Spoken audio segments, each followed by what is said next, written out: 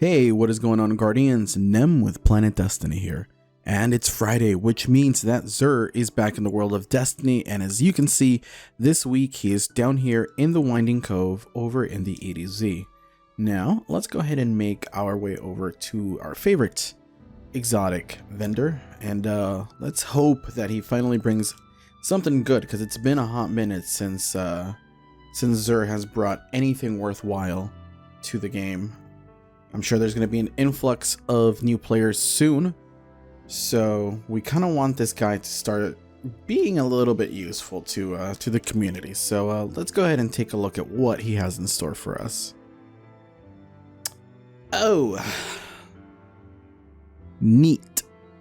Okay, well, starting off, we have the Darcy sniper rifle, the Vesper of Radius for warlocks, Worm Husk crown for the hunters, and the armamentarium for the titans. Starting off with the Darcy sniper rifle and its personal assistant intrinsic perk, aim at an enemy to view its health and other critical information in the scope, and target acquired. When personal assistant is active, this weapon has better target acquisition and deals significantly more precision damage. Now, the Darcy is actually a solid sniper rifle. It's kind of a shame that currently it's stuck to the heavy slot, because it's a really fun sniper rifle to use.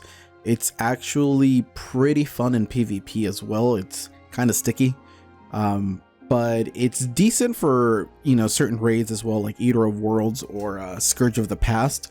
This is my primary heavy weapon to use when it comes to dealing damage to the boss. So if you don't have the Darcy, I recommend picking it up. It's a solid sniper rifle that I hope to see one day move up to the special slot. Following that, we have the Vesper Radius with its Planetary Torrent intrinsic perk.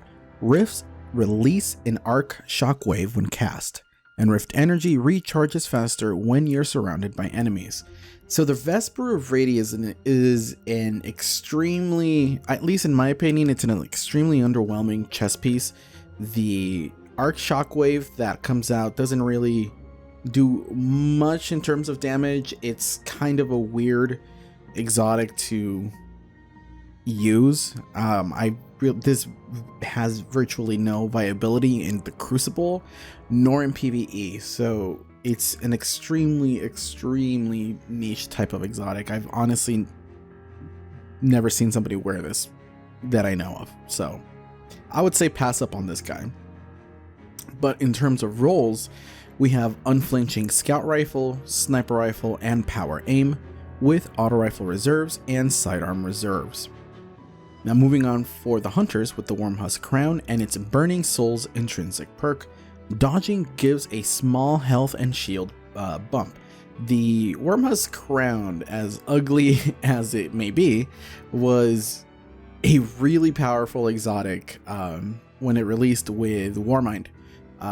However, it got a bit of an adjustment, and while it's still relatively good to have because you have the ability to control your health regen, there are far better exotics for hunters right now that kind of overshadow the Worm Husk crown, but it's still a solid exotic to use.